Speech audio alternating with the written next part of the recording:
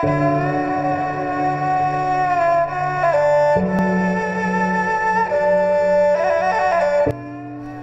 នរស់ជាមួយជីវិតដោយក្តីរីករាយរៀនរស់ជាមួយជីវិតដោយក្តីរីករាយគឺរៀនរស់ដោយមិនចាំបាច់មានការឈឺចាប់តាមរយៈការបង្រៀនរបស់ព្រះពុទ្ធ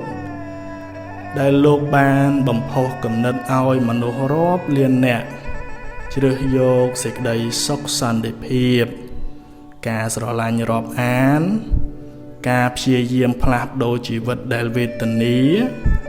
ឲ្យមកជាការអនុវត្តតាមវិធីគិតត្រូវ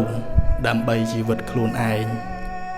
និងការរស់នៅស្គាល់តម្លៃជីវិតមនុស្សដូចគ្នា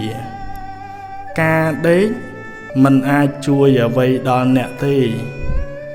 បើអ្នកដេកទាំងកើតទុក្ខនោះតើអ្នកកើតទុក្ខដោយសារអ្វីសូមគិតឲ្យបានច្បាស់ទៅមើលតាមពិតអ្វីពិតជាបានចាប់ដើមពីខ្លួនឯងទាំងអស់សូមស្រឡាញ់ខ្លួនឯងជាមុន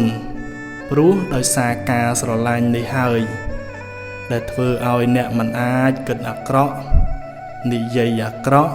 និងធ្វើរឿងអាក្រក់បាន